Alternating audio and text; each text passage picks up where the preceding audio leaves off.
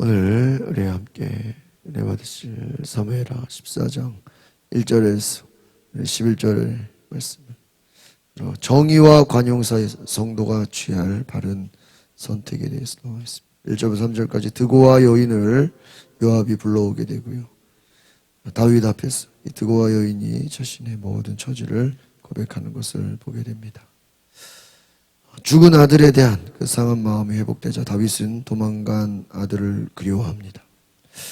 이 다윗을 우리가 생각해 보면 다윗의 말년에 다윗이 별로 영적으로 민감하지가 못합니다. 암논이 다말을 범했을 때도 다윗은 화가 나서 아무런 화만 났다고 하고 그 위에 취한 일이 없고요. 또 압살롬이 암논을 죽였을 때도 다윗은 그냥 넘어갈 뿐인 것이죠. 다윗이 영적으로 민감해하지 못하고 하나님의 뜻에 무엇이 하나님의 뜻인지 물어보지 못한 것을 볼 때 참으로 안타깝다라는 것을 내가 보게 됩니다. 다윗은 도망간 아들을 그리워하고 압살롬이 다윗의 장자가 됐는데 또 다윗의 아내 아비가일의 아들 길라압은 일찍 또 죽게 되고, 여러분 이 요압이 참 이 앞에서도 보면은 어떻게 보면은 약간 기회주의자 같이 다윗에게 잘 보이려고 하고 나름대로는 자기 뜻대로 움직이는 자라고 할 수 있는데, 드고아의 여인을 불러서 이 여성을 불러서 상복을 입고 애도하는 사람처럼 분장을 해서 다윗 앞에 연극을 해달라고 부탁을 하죠. 다윗의 마음이 무엇인가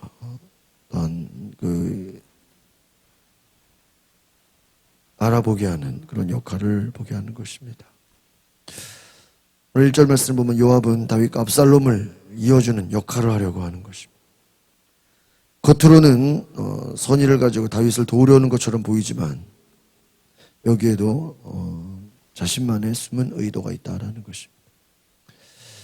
1절을 같이 보겠습니다. 1절 시작. 스루야의 아들 요압은 왕이 압살롬에게 마음을 쓰고 있다는 것을 알았다. 아마도 압살롬에게 도움을 주면서 그 왕위 후계 구도에서 그 압살롬의 편에 서서 어떤 또 이득을 취하려고 하는 나름대로의 생각을 가졌다라는 것입니다. 그러니까 동기가 순수하지 못하고 하나님의 뜻을 기다리지 못하고 인간적인 방법으로 접근해 나가는 것을 보게 됩니다. 여러분, 우리가 주님의 때를 기다려야 되는데 기다리지 못하면 반드시 인간적인 방법을 쓰게 된다는 것이죠. 요압은 드고아에서 지혜로운 여인을 데려와서 거짓 연기를 시킵니다. 그에게 해야 할 말을 구체적으로 알려주기까지 하고, 이것은 무엇입니까? 사람의 욕심을 통해서 진실을 감추는 거짓을 가지고 나아갔다라는 것입니다. 여러분, 거짓은 어떻게 됩니까? 일을 더 꼬이게 만들고 더 문제가 되게 만드는 것이죠. 여러분, 진실이 이기는 것입니다. 요압에게 사주받은 여인이 꾸며낸 이야기로 다윗의 마음을 움직이려고 한다라는 것이죠. 우리 2절부터 같이 보겠습니다. 시작. 그래서 요압은 드고아에 사람을 보내 그곳에 사는 지혜로운 여자를 불러 그 여자에게 말했습니다. 너는 조상당한 여인처럼 꾸며 상복을 입고 기름을 바르지 말고 죽은 사람을 두고 오랫동안 슬픔으로 지낸 여자처럼 뭐예요? 행동해라. 왕을 속이라는 거죠. 조상당하지도 않았는데 조상당했다고 꿈이라는 거예요. 일부러 죽은 사람을 두고 슬퍼하는 것처럼 행동해라.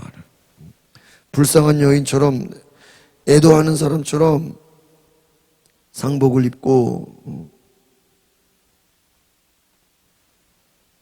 이 압살롬의 귀환을 위해서 다윗의 마음을 움직이려고 하는 것이죠. 그래서 이 드고아 여인이 다윗 앞에서 연극을 합니다. 과부인 자신에게 두 아들이 있는데 그중 한 아들이 다른 아들을 죽였고 이 때문에 온 집안이 자기를 핍박하고 또 다른 아들, 나머지 아들마저 또 뭐 한다고요? 죽이려고 한다. 도와주십시오. 남은 아들도 죽으면 이 과부는 이제 막막한 인생을 살. 그러니까 지금 어떤 이 압살롬이 암논을 죽였잖아요. 그리고 쫓겨나게 되고 어려움을 당하게 되지 않습니까? 우리 이후에 3절부터 쭉 볼까요? 시작. 그리고 나서 왕께 가서 이러이러한 말을 하여라. 그 내용을 다 알려주는 거예요. 요압은 그 할 말을 뭐예요? 알려주었습니다. 다윗의 마음이 어떠한지를 보려고 하는 것이죠. 지어낸 이야기를 어떻게 여러분 왕 앞에서 사실처럼 말할 수 있겠습니까? 참 대단하죠.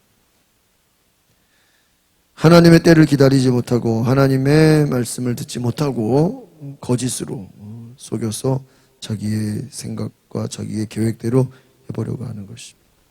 다윗이 어떡합니까? 여인의 이야기를 다 듣고 돌아가 있어라.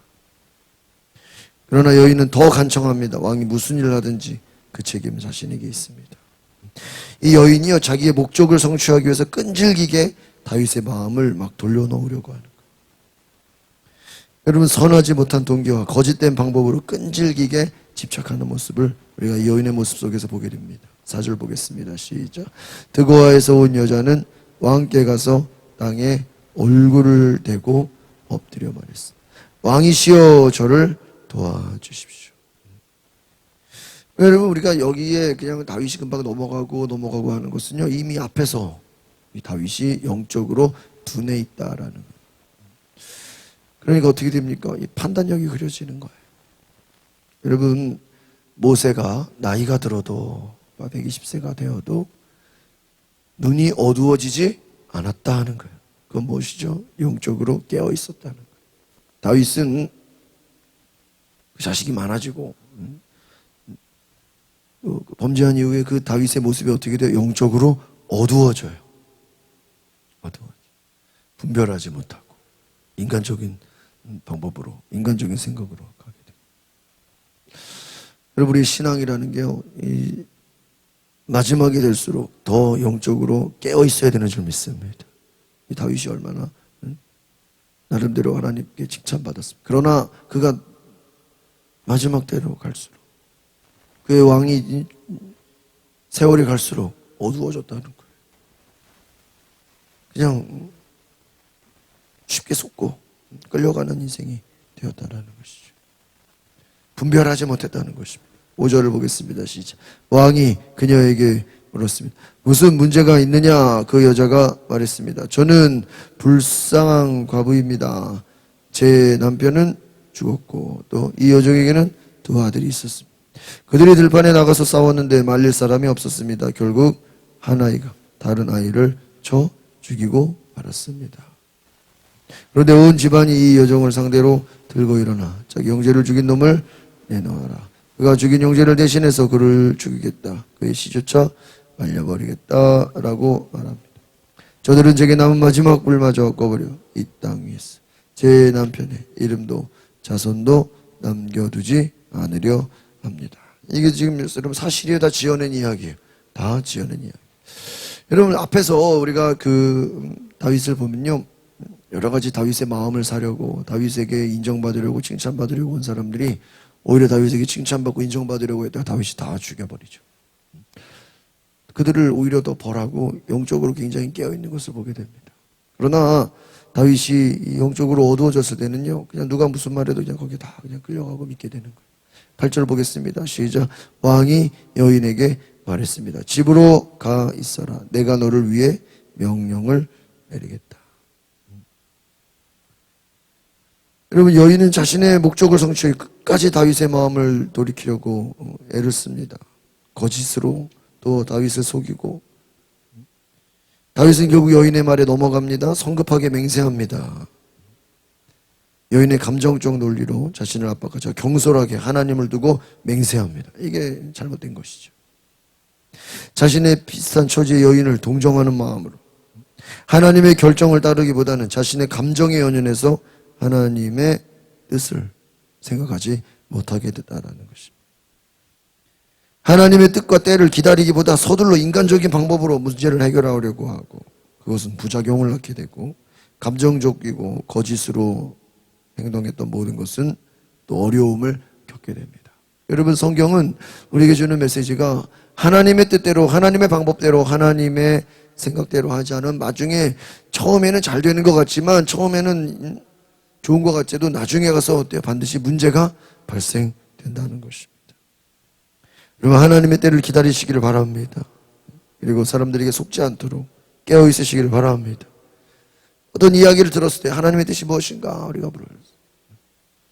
여러분, 영적으로 제일 우리가 어떻게 보면 어려운 것이 이 분별하는 것이 무엇이 하나님의 뜻인가. 아마 우리가 이것은 평생 정말 마지막까지 하나님의 뜻이 무엇인가. 그래서 예수님께서도 기도하신 게 무엇입니까? 아버지여, 내 뜻대로 마옵시고 아버지의 뜻대로 되게 마옵소서. 여러분, 예수님께도 얼마나 많은 사람들이 찾아왔어요. 헷갈리게 하고 막 질문하고, 예수님 약점 잡으려고 또 하고, 예수님 말꼬리 잡으려고 또 공격하고. 그러나 예수님이요 거기에 넘어가지 않았어요. 잘 대답하시고 잘 피해가시고 또 질문을 또 질문으로 또 넘기시고. 다윗은요 그녀와 남은 아들을 건드리지 못하게 하겠다고 하나님의 이름으로 맹세. 여러분, 함부로 하나님의 이름으로 맹세하면 돼야 안 돼요? 안 되죠. 이제 계속 보겠습니다. 9절 볼까요? 시작. 드고아에서 온 여인이 왕께 말했습니다. 내 주 왕이여, 그 죄악은 저와 제 아버지의 집에 있습니다. 왕과 왕의 보좌는 아무런 허물이 없습니다. 왕이 대답했습니다. 누가 내게 무슨 말을 하거든 내게로 데려오너라. 그가 너를 다시는 건드리지 못하게 해주겠다. 여인이 또 말했습니다. 그렇다면 왕께서는 왕의 하나님 여호와께 간구하셔서 복수하려는 사람들이 더 이상 죽이지 않도록 해 주십시오. 제 아들이 죽을까 두렵습니다. 왕이 말했습니다. 뭐라고 얘기해요? 여호와께서 살아계심을 두고 맹세하는데 내 아들이 머리털 하나라도 땅에 떨어지는 일이 없었어요. 여기서 뭐라고 맹세했어요? 여호와께서 살아계심을 두고 뭐 했다는 거예요? 맹세했다. 드고아 여인의 말은 암논과 압살롬 사건을 빗댄 것입니다. 형을 죽인 압살롬을 처벌하는 것이 부당하게 보이도록 하는 고도의 전략이에요. 압살롬에 대한 인정에 이끌려서 마음을 잡지 못하는 다윗을 보면서 또 다른 어리석은 선택을 하게 하는 것입니다. 여러분, 하나님의 뜻이 무엇인지 알지 못하고 영적으로 분별하지 못하고 인간적인 정에 이끌려서 자식이라는 그 정에 이끌려서 뭐예요? 끌려가게 하는 거예요. 끌려가게. 나중에 어떻게 되죠? 압살롬이 배신하고 나중에 아버지까지 죽이려고 하고 다윗은 또 도망가고 울며 도망가고. 그러니까 자식이라는 정에 이끌려서 이거를 분별하지를 못하는 거예요. 여러분, 우리가 마가복음에 보면 예수님께서 말씀 전할 때 형제들이 어머니가 막 예수님 찾으러 막 잃어버렸다고 찾으러 돌아서 어디 예수님께서 누가 내 부모며 형제며 자식이냐. 아버지의 뜻대로 하는 자가 내 형제며 부모며 자식. 예수님 뭐예요? 육신의 부모와 형제를 부인한 게 아니라 영적인 말씀을 하시고 누가 내 형제냐. 하나님 아버지의 뜻대로 하는 자가 내 형제며 자매며 모친이며 자식이다. 여러분, 우리는 영적으로 볼 수 있어요. 인간적인 정에 이끌려서. 오늘 다윗은 결국 하나님의 뜻보다는 인간적인 정에 이끌렸어. 그가 하나님의 눈으로 보지 못하고. 여러분, 이 이야기는요 결국은 그 가인과 아벨 이야기를 빗대서 형이 동생을 죽이는 그 이야기를 빗대서 결국은 그 인간적인 정으로 동정하는 마음, 하나님의 공의를 잃어버리게 하는. 제가 신학교에서 수업을 들을 때 외부에서 강사님이 하셨어. 결혼과 가족 뭐 이런 수업을 제가 듣게 되는 첫 시간에 하셨던 그 여자 교수님이 법원에서 실제로 이혼 상담하고 이혼 조정하면 이제 그 사람들 치료해주 가족 치료해주는 전문가 교수님이세요. 그분이 제일 먼저 수업 시간에 와서 얘기하는 게 뭐냐. 신학생들이요. 신학생들이요. 동정심으로 결혼하지 마세요. 뭐로 결혼하지 말라고요? 동정심으로 결혼하지 말라고. 보니까 신학생들이 전도사들이 얼마나 착해요. 얼마나 또 마음이 여려요. 청년부 하다가 제일 힘든 거, 제일 어렵고, 제일 핍박, 제일 그런 사람들을 동정해 주는 거를 뭐로 생각해요? 사랑으로 생각해서 뭐예요? 결혼한다는 거예요. 그럼 나중에 결혼해서 성도들을 돌보는 게 아니라 누구를 돌봐야 돼요? 응? 부인을 돌봐야 된다는 거예요. 뭐로 결혼했다가? 동정심은 사랑이 아니라. 제일 불쌍한 사람, 제일 힘든 사람들, 물론 신경 써야죠. 그러나 동정심을 사랑으로 생각해서 그걸로 그냥 덜컥 결혼했다가 어떻게 돼요? 아내 돌보다가 다 끝난다는, 사역도 못한다는. 저는 뭔 소리인가. 나중에 보니까 참 교수님이 무시무시한 얘기를 하셨구나. 실제로 그런 보고 깨달은 얘기를 하셨다라는 거예요. 다윗이 정의에 이끌려서 분별하지 못하고 이게 하나님의 뜻인지 인간의 뜻인지 분별하죠. 여러분, 기도가 뭐예요? 분별하는 거예요. 사도 바울이 뭐래요? 너희는 이 세대를 본받지 말고 아버지의 선하고 거룩하신 뜻이 무엇인가 뭐해라? 분별하라. 그럼 마귀 역사가 뭐예요? 우리를 헷갈리게 하는 거예요. 우리를 빠지게 만드는 거예요. 하나님의 뜻이 무엇인지 모르게 헷갈리게 만들고, 시간을 낭비하게 만들고, 에너지를 낭비하게 만들고, 하나님의 뜻을, 사도 바울이 교회를 전멸하고 기독교인을 죽이는 것을 하나님의 뜻으로 착각했잖아요. 이게 뭐가 선한 일인지 뭐가 악한 일인지 모르게 그냥 유혹하는, 그게 무서운 마귀 역사입니다.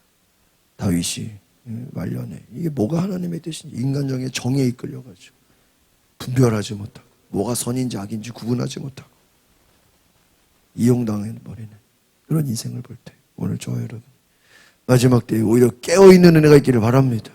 무엇이 하나님의 뜻인지, 인간적인 정에 이끌리는 거죠. 하나님의 뜻이 무엇인가 분별할 수 있는, 그리고 가까운 사람이라도 조심해야 되는, 가족이라도 조심해야 되는.